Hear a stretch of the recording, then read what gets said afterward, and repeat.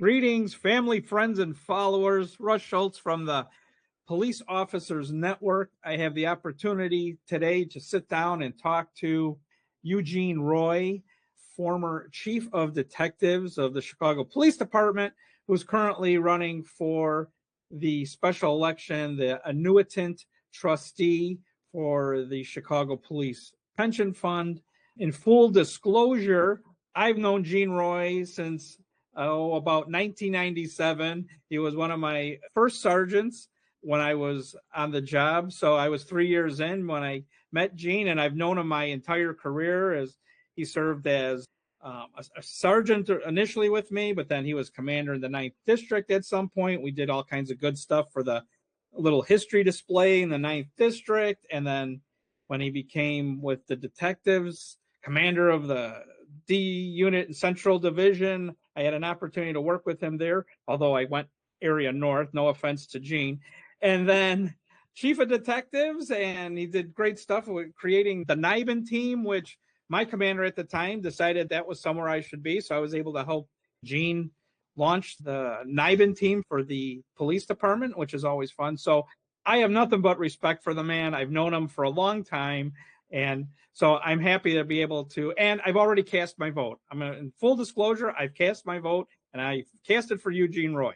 But there are a lot of issues and a lot of things that people don't understand about the pension and how it works. And I myself is one of those. I consider myself a very casual now member of receiving the pension in my retirement. But as I was working, I didn't have a full appreciation for how it works.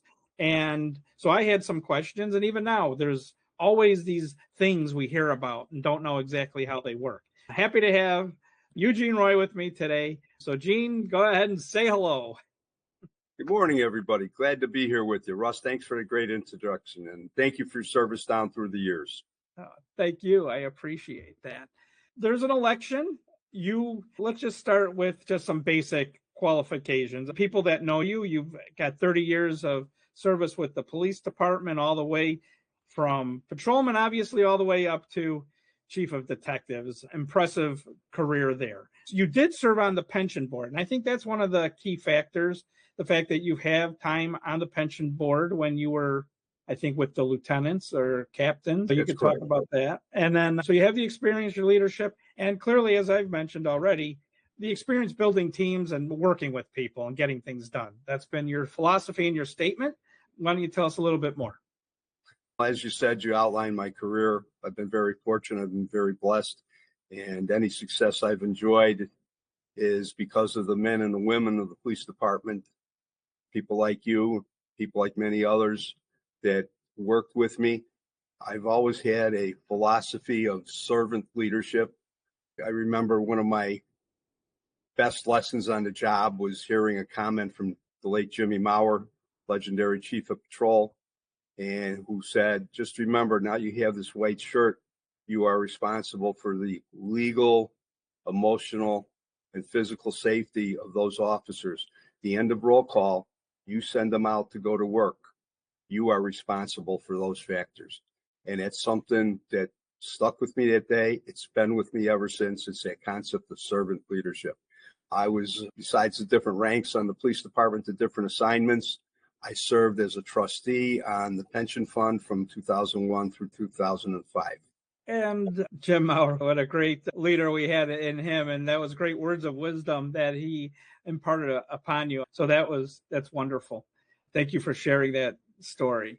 This is what I know as a casual participant in the pension fund. And these are the things that I've always known to be true and problems. And as a officer, when I was working, what can I do about these things? So one of the things that I always remember hearing essentially is that the mayor and the aldermen, the city council, control the city budgets. And they are the ones that determine how much money is actually put into the pension fund year after year. There is supposed to be a formula, I'm sure, that they're supposed to contribute. But from what I understand, for as far back as I can remember, they pick and choose what years they're going to fund it and to what extent. And what I recall is that it's historically been underfunded underfunded in terms of what they've given us. Tell us a little bit more about that reality. Well, first of all, there are 8 trustees. 4 are appointed by the mayor and answer to the mayor. It's by virtue of law. It's spelled out in the pension code. The other 4 trustees represent the active officers, the sergeants, lieutenants and above, and then the retirees and other annuitants. And so in order to get anything done, you have to have a majority of the vote of the board. Talking about the required contributions, we all have to make our contributions. The city is supposed to match that and then some. When the city falls upon bad times or is reluctant to pay for whatever reason, they short us. Just this month, they normally make in January what's called an advance payment towards their total obligation for the year. This year, just a few weeks ago, they cut that advance payment in half, which means that we lost the ability to take that 50% of that advance payment and put it to work in the markets, generating interest. That's an example of how they can short us. Other factors. There is a state law that allows pension boards to file basically an attachment with the state controller, meaning that if city falls behind in their pension obligations, any monies that are collected by the state of Illinois can be diverted to that particular pension fund to make up for that shortfall. So those are tools. But again, here you go. You have 8 people on the board, 4 of whom are appointed by the mayor. You need 5 votes to make this happen. The other thing we need to think about is the shrinkage of the police force, the diminishment of the police force. Back in the day, and just a few years ago, we had 12,000 officers. That meant that there were 12,000 people contributing every 1st and 16th towards their pension. Now, you cut that number down to our latest strength numbers that I've seen are somewhere around approximately 10,000. That means you've lost almost 20% of your investment money to turn around and invest. So, that causes problems. And our investment system is awkward. It's not able to generate the kind of returns to make up for that shortfall. There is no one particular investment company, firm, program, product that's going to make up that shortfall, but at least you can try to make it up and you can diminish your loss. You can cut your losses and seek other alternative forms of revenue. When you said that, I remember that's one of the things we always used to say when we would hear the news about being underfunded or they're shorting their payment. Hey, we have to make our payment. It comes out of every check. I remember saying our contribution comes out of every check to our fund. And that was the whole idea. The city was supposed to match that and do their share. And I remember that was one of the frustrating points as a working officer. And then I know I only have working officer math, but I can also do the 4 and 4. And I understand if 4 of those trustees are appointed by the mayor or the city, they're beholden. We know how politics, we know how the system works in Chicago. We know who they're getting their orders from and who they're going to listen to. So every game where there's any kind of head-to-head ends up in a tie.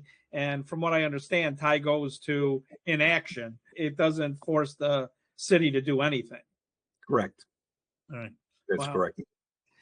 One of the other things I also remember, besides we made our payments on the 1st and 16th and expected the city to do the same, coppers back then, I remember they used to work till they were 60, 63 years old. They never left the job.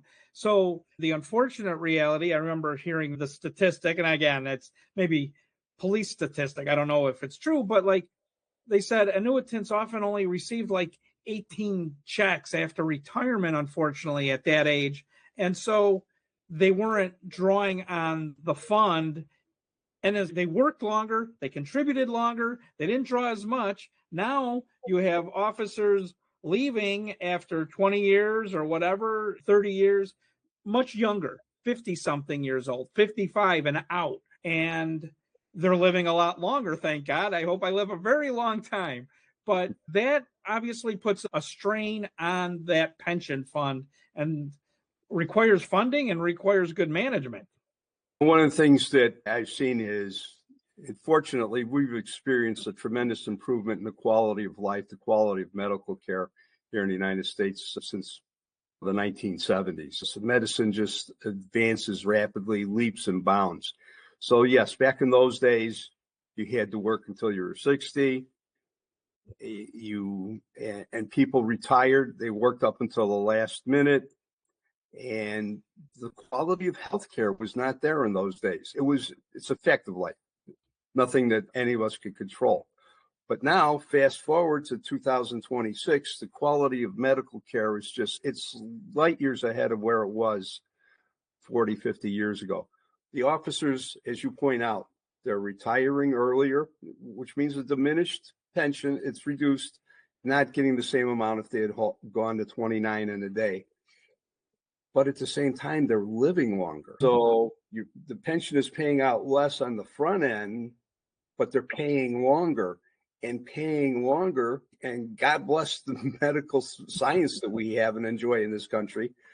It puts that additional strain on the pension because their outlay in the downstream years is higher than it is. It goes back to why management and advisement to the pension fund is so critical and why we need good people in there to be able to understand that and advise for that reality. And so beyond the trustees, there's managers and people that are actively involved in the pension fund. It's not just the trustees that are doing the day in, day out stuff, right? So there's a management part of this that I don't think people quite understand. And I'm not even quite familiar with all the details, but tell me a little bit about that since you've been there. First of all, trustees do a couple things. They set the tone. They hear cases, applications for duty disabilities, applications for credit for other service, and other things like that. So they are the arbiter on those applications. The other thing that they do is they set and approve policies. And one of the policies they approve is the management of the investment portfolio. So the day-to-day operation, there's a chief investment officer who has a staff, and they're the people who deal with the investment funds on a day-to-day basis. Now, what happens is this is roughly $3 billion that's an investment portfolio. And from time to time, contracts for company A to manage, let's say, a $50 million, that contract is up, and the board has to decide, do we stay with this person, with this firm? Do we renew their contract? Or do we look around? Do we do a search? Now, if we do a search, we say, their results are mediocre. We think we can do better. Maybe we won't invite them back to apply for the next round, or maybe we will include them. But then we'd put out a notice to the investment community, and the board will consult with its investment management team, may consult with some outside experts and say, what direction should we invest this money in? And let's do a process where we can invite companies to come in and apply to manage this kind of money. From there, the different management firms would come forward with a proposal, and there's a investments committee would review the applications, and these fund managers will actually come in and testify before the board as to what their product can do and why their product should be selected. The trustees of the pension committee would then make a recommendation to the full board. The full board would then decide yay or nay to go with that particular firm. We have serious problems with the way the investment portfolio is being managed. Back about 5 years ago, the then chief investment officer, a professional chief investment officer, left the board. The then president, a now retired lieutenant, decided that he was going to have a trustee who had a degree in finance from a local institution serve as the chief investment officer and manage the investment portfolio. In my conversations with that board president, he personally told me that the rationale for doing that was that by having that trustee who was detailed to the pension board serve in that capacity, the $130,000 annual salary and benefit package we were paying the previous chief investment officer would be used to address the pension shortfall. We're at we're in high 20s, and saving $130,000 is going to reduce the funding shortfall. Come on, people. You know what's going on. Let's restore decency and efficiency and effectiveness to the pension board. Let's professionally manage our funds in a responsive manner that best suits the interests of all of us. So that's those are part of the roles of the trustees. And again, you've made it very clear in what you've talked about so far as you've been running for this position about trying to bring some, for lack of another term, common sense into what we ask of our officers who are trying to petition the board or have to appear before the board. We've had cases of officers that are under extreme medical situations, and yet they're still required to appear before the board oftentimes. And we can at least highlight some of that even here, some of the stuff that you've mentioned about these processes and policies. Let me go and try and summarize it. If an officer is seriously injured in the line of duty, where it's apparent it's going to be a career ender, that officer has 1 year IOD medical leave coming from the city of Chicago. Now, in reality, we pretty much have an idea by the 7th, 8th, 9th month that officer is not going to come back to work. One would think there would be some sort of seamless process to transition from the city's medical role to a disability pension. But that's not the case. What we've seen, and one of the things that really upset me when I was a trustee and continues to upset me and is one of the pillars of my campaign, is the way we treat these disabled officers.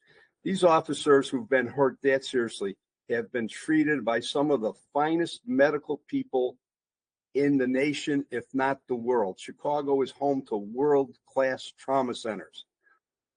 Why do we have a process where the officer has to exhaust his 366-day medical leave from the city of Chicago and then only then file an application for their disability? Again, we know before that year runs out that they're not coming back. There's a requirement under state law. I get that. They need to be examined by an independent doctor. Okay. Why can't we do that in the 10th, 11th month and make it like anything else in the legal world, contingent upon a certain condition being met? It's a basic premise of contract law. Have that done so that there is a transition. It's a seamless transition between the medical. There have been way too many cases where officers have been forced to wait between the end of their medical role time and the beginning of their duty disability time. There's no reason for that. It should be a seamless process. I fought that when I was on the board in 2001 through 2005. And one of the comments that was made to me was by the board's lawyer. And he said, the reason we drag this out is because when these officers are hurting for money, they're less likely to fight us. So if we only give them 60% instead of 70%, they're not going to fight us. They're going to be grateful for what they have.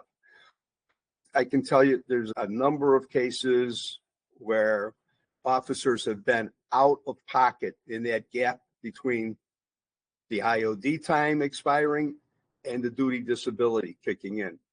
I've been to those fundraisers. I've supported those fundraisers. I've been with those officers.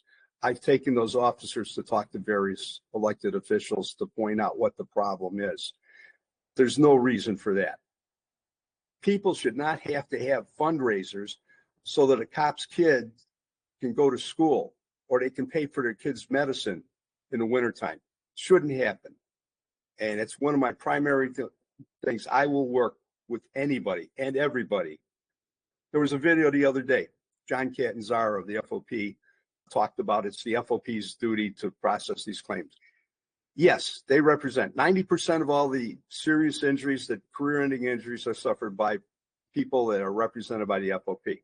That's fine. We're on the same page. I get that. I'm not trying to take anything away from him or the FOP. I am not at war with the FOP. We can work together. It's in their best interest to have this seamless process too. We need to bring the pension fund into the 21st century. Just because it's the way it's always been, just because there's a law, that's why we need change to fix that situation. So thank you for taking that up as part of your battle. Let me go on a little bit further with that. When you take a look at it, you can understand, you can ask yourself why. And the answer is obvious. More hearings, more lawyers' time, more exams, more fees for doctors. It's little things like that. Why are you making these people come back for these other things? It's going to require change in the law. And speaking of being at fundraisers and things like that, even though you retired, how many years now are you retired? 10 years. 10 years. For 10 years, I don't know if you call it retired when you're at everything, when you're at these hearings, when you're at the Gold Star ceremonies, you're at all the different events that we have to support our officers, both active and their families. You're quite busy that way. Tell us about, you've been doing all kinds of things. You've been present everywhere. Going back to my earlier comments about Jimmy Mauer's admonishment to the class of new sergeants, they go in harm's way for you. That obligation, that membership in this family doesn't change because you press the button on a computer to go from active to retired status. These are people that went in harm's way. You probably went in harm's way with them too. There's a bond there that can never be forgotten, should never be forgotten. Hopefully it can't be shaken. You continue to serve. We all continue to serve, but in diminished capacities. We can't be, I'm too old to be the police. I understand that. I get that. I know that my time on the playing field is over, but there's other things I can do sitting in the bench. I can still help from the bench. I can help manage. I can help lead people. That's what I'm trying to do. It's service over self. It's the family I spent 30 years of my life with, over 30 years of my life with, and I owe them a great deal. I sent people out every day, again, to go in harm's way. That's something that never gets repaid. You may not be able to do as much when you're retired, but you can still be there. You can still support people. I'm very active in helping facilitate a PTSD retreat seminar for officers. I also am a member of the Northern Illinois Critical Incident Stress Management Team. We go around and we do debriefings for officers, firefighters, paramedics, other first responders who've been involved in critical incidents, officer-involved shootings, multiple fatality incidents, child deaths, and things like that, and try and help them find that place of peace and recovery and not let the things that would normally grind you down over the course of your career to take root and damage your life. And with that, I would like to thank Eugene Roy for being with us here on the Police Officers Network. I'd also like to remind everybody that the special election for the Pension Board Annuitant Trustee runs through Monday, February 9th. Be sure to get your vote in and cast your ballot. Your voice matters, but until you cast your ballot and get your vote in, it hasn't been counted, so be sure to get it in. Thank you. Be safe, stay well, and remember, just like you, we back the blue.